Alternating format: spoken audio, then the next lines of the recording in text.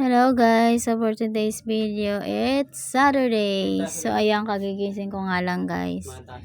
Iinat muna tayo guys. So ayan. Diba? Lalabas muna ako sa lungga ko guys kasi titingnan ko yung mga tao sa labas. Sala sila kuya. Kung gising na sila. At ayan, nakita ko nga gising na sila at busy sila kay Baby Brianna. Nagkakape na rin sila guys. Sana all nagkakape na. Ako kasi kagigising ko lang. So ayan, nakita ko nga guys sa upuan may mga damit. Yan ko kung labahin yan. Sabi ni kuya hindi naman daw labahin. Sasampay na lang daw. So ayan, inilipili ko muna guys para mamaya ko na isasampay. So ayan, sabi ko kay kuya isampay niya na. Pero di niya ako sinunod. Kaya ginising ko muna si Tinting guys. Nagalit. Sabi niya video na naman daw ako guys. Ang aga-aga daw. Ayan, tatawa na lang ako guys. So ayan. Naisip ko, ako na lang talaga magsasampay ng mga sampahin sa upuan. Kasi ang kalat guys. Ang sakit sa mata. So ayan. Napagalitan ko sila guys. Kasi lagi nang nila nilalagyan yung upuan ng mga damit. Kaya hindi na uupuan. So ayan, kinuha ko na nga guys. At ilalagay ko, isasampay ko sa labas. Ayan o. Diba? Sipag-sipagan ako ngayon guys for today's video.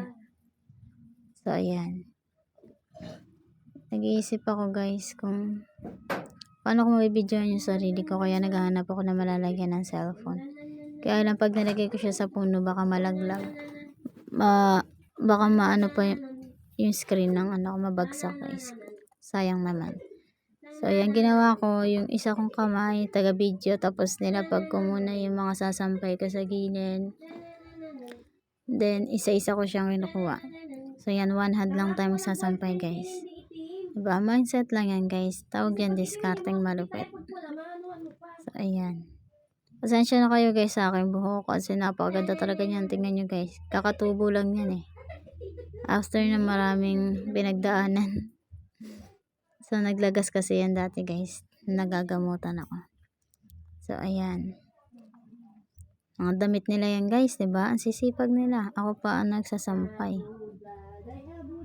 Ang bait ko talagang ate guys. Mapapasa na all. Charot. So ayan guys, yung puno na yan guys, yan ay sampalok. Dati nagbubunga yan tapos malago. Pero pagbalik namin dito sa bahay na to guys, pinatay na siya. Namatay na. Hindi ko alam kung bakit. Kasi siguro maraming higad, makalat. Pero sayang pa din guys, diba? Kahit puno yan, may buhay pa din yan. Dapat pinapahalagahan. Kahit ako hindi pinahalagaan. Charot. So ayan, nakikita nyo guys. Nakita ko nga yung mga kahoy nakakalat. Ang sakit-sakit na sa mata. So naisip ko isalansan muna yan guys. Para diba? Ayun, para maayos. Maganda tingnan pag may taong pumunta. Hindi madi-discourage. Charot. Na-discourage dahil sa kahoy lang. So inayos ko muna yan guys. Para mamaya pag tumirik na yung araw, matutuyo na yan. Tapos magagamit na maya-maya. So ayan. Nakita nyo guys, ang dami namin kahoy kasi kinuha yan ng kapatid ko guys. Ewan ko kung saan niya kinuha, sa bundok ata guys. Malapit dun sa bukal. So ayan. Aayusin ko muna to guys ng ilang minuto para walang kalat sa labas. So nakikita nyo guys, sa parating ang aking bruhang kapatid. Ang aga-aga niyan, sinundo yan ng kanyang kaibigan.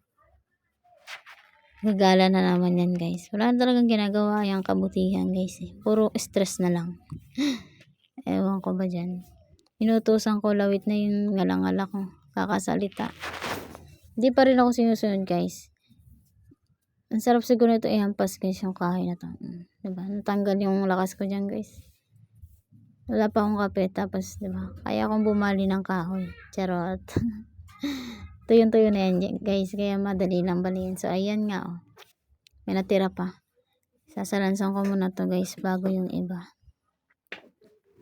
So ayan. Diba? Ang dami guys. Kung mag-uuling kasi kami, 10 isa. Kada luto namin guys, kagamit kami ng 2. So, sayang yung 20. Ibibili na lang namin ng tubig yun guys. Diba? Mindset ba? Tsaka mas masarap ang pagkain kapag nasa kahoy. Sa kahoy niluluto, diba? So, ayan. Dami namin kahoy. Kinuha yan ng kapatid kong mahiga guys. Sinipag ata. Yan, nakapangahoy siya. So, ayan, makikita nyo guys, ang daming kalat at yung color na maitim na, pasensya na kayo guys. So, ayan, magsasampay muna ako dito guys. After nito, magwawalis na ako. Sinampay ko muna yung iba kasi sa loob ng kwarto may nakita pa akong isasampay. Kaya yan, sinampay ko na muna at tinapos ko na muna lahat ng mga dapat isampay para mamaya ibang naman ako guys. Magawalis naman ako. So ay makikita nyo guys, ang daming puno, diba? Yung puno na mangga, ako nagtanim niyan, yung papaya na yan. Kaso walang bunga guys. Ewan ko kung lalaki pa yan. Pero malaki na siya, dati maliit lang yan guys eh. So ayan. Makikita nyo yung kalangitan guys, medyo makulimlim, sana naman wag umulan. Dahil kapag umulan, hindi matutuyo ang aming sinampay. Wala kaming dryer dito kasi walang kuryente guys. So ayan, nagwawalis na ako dito guys kasi tapos na ako magsampay. Ayan, di ba? Hindi naman ganun kadami yung kalat guys. Kalat-kalat lang yung kahoy. Tapos may mga styro dyan, styro na naganon ng pagkain. Tapos mga kutsara, tinidor na plastic kasi kahapon guys, birthday ng kapitbahay namin, yung bata guys, anak ni Ate Rose. So binigyan yung mga bata dito, kaya dyan lang nila tinapon, hindi nila tinapon sa basurahan. Kaya ayan, nakakalat. Nawalis-walis ko muna guys. So yan, hinagis ko ng kahoy na muntik pa ako sa paa, kaya napatingin ako kay Angel kasi akala ko tinamaan ako. Akala ko masasaktan na naman ako. Charot. So, ayan guys. Pinalisan ko muna. Mga kutsara. Ayan. Naglaba kasi sila kahapon kaya may mga syrup dyan. Balat ng sabon. So, ayan guys. Nakukuba na ako kakawalis dito. Yung mga kapatid ko, tamad talaga to guys. Maswerte sila at may maganda silang ate. Uy, charot. So, ayan guys. Nakikita nyo. Ang sipag-sipag ko dito guys. Ayan, nagwawalis ako guys. Hanggang dyan yung bakura namin guys. Yung mga kasabit, nakalimutan ko tanggalin. Mamaya tatanggalin ko nga yan. Inibon-ibon ko muna yung mga basura ko guys. Tapos mamaya, dadamputin ko na yan. Pag nahanap ko na yung missing na dustpan. Wala kasi dito guys eh. Mamaya na lang. So ayan, makikita nyo guys. Nasa loob ako. At nakita ko si Tinting guys umakyat sa double deck. At alam nyo guys kung ano hinahanap niya. Hinahanap niya yung cotton buds. Baka dito yung tenga niya. So ayan, sumayaw pa nga guys. Ayan no. Paro-paro G. Paro-paro G. Ayun guys, umagat siya. Nalula pa yan guys. Masayaw pa yan no. Pak. Diba? Dance series yan guys. Mana sa akin yan eh. Yu. So, ayan guys. Sagwasan siya yung kapatid ko guys. Kasi pito-pito yan. So, ayan. Sabi niya, ito videohan mo. Ang daming kalat daw guys. Puro daw ako video. Ayan nga guys. Makikita pumasok na naman si Brianna sa aking kwarto. Ayan, may dalang liptin guys. Kabata-bata nagliptin na. Yan lagi nag-aalaga sa kanya guys. Ang aking bunsong kapatid. Diba, kinain ni liptin. Ang cute talaga ng baby Brianna namin. Kanina guys, umiiyak yan. Pinuntahan ko sa higaan niya. Then, kinuha ko. So, ayan na nga guys. Diba? Ang cute. Magdilinis muna ako guys. Dito sa loob ng kwarto kasi tapos na ako dun sa labas. So, ayan. Ayusin ko muna yung higaan ko guys. Naka-double deck kami dito guys kasi wala kaming banig is para sa...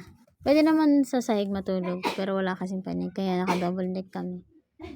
So, ayan. Ayusin ko muna to guys. Makikita nyo dyan, pinagpag ko muna. At tanggal alikabok. Ayan. Ang sarap ng tulog ko guys pag mag-isa lang ako sa higaan. Pagkatabi ko yung mga kapatid ko, Diyos ko. Ang kukulit matulog. Di ako mapakali kasi lagi ako nasasapol ng mga paa nila. So, ayan. Diba? Kaya lang ako maglinis guys. Wala naman kami ganong kalat dito sa bahay guys. Kasi kami lang naman. So, ayan. Baby namin nakatingin guys. Cute talaga ng baby na yan. Gusto ko rin magkaanak. Babae. Charot. So, ayan. Dito pa rin guys sa may sopa. May mga kalat pa din. Hindi na naubusan ng kalat tong bahay namin. Kasi ito mga kapatid ko baka pasaway ito guys eh. Gusto nyo ampunin guys sa inyo na to. Sawan-sawa na ako ma-stress dito. So, ayan. Mga labahin, nagalo-halo na guys. Kaya pinapagalitan ko dito si Tintin guys. Kasi malaki na siya. Dapat alam niya na ihiwala yung labahin sa hindi labahin, diba? Sa malilinis. Makikita niyo yan guys. Si Brianna nakahiga na naman sa higaan ko. O, diba? Ang cute talaga ng baby namin na yan. Grabe naman tong kapatid kong bunso makapalo sa puwet ng baby namin. 4 months pa lang yan guys. Ito nga yung tube ko guys. Sinuot pa ng kapatid kong mahika. Kasi dinikit niya sa likod niya yung karton. So, yun, nakatulong yung tube para hindi matanggal yung karton. Ang bilis siya kasi pag sumisan guys. So, yan, dumating nga si mama. Sabi ko, pera mo ako ng 50 pesos kasi nag-order ako sa Shopee guys. Baka biglang dumating, wala na akong pera. Nagastos ko kagabi guys. Binili ko kasi ng bigas. So, bahala na. Pag dumating yung Shopee, yari ako nito, walang pambayan. So, ayan, sumilip nga si Bruja guys, ang mama ni Brianna. So, ayan, ako, inahanap ako pa rin na malalagyan tong karton. Ginagamit kasi yan ng kapatid ko guys, kasi ayaw niya sa foam. Pag sa foam kasi siya, madalas hinihika siya. Kasi yung pawis niya eh. Pero pag sa karton siya, fresh naman. Goods naman yung tulog niya. So, ayan, nandito nga rin si Sangxiang. Tingnan mo itong shot, itong bata. Napaka-ikli guys. So, ayan. Aga-aga niya nandito sa amin guys. Kaya kapag tulog ka pa, sisigaw yan, magigising ka na lang guys. Tininisin mo muna yung ilalim. So ayan, pasensya na kayo guys. May pinahabol akong linis sa kapatid ko.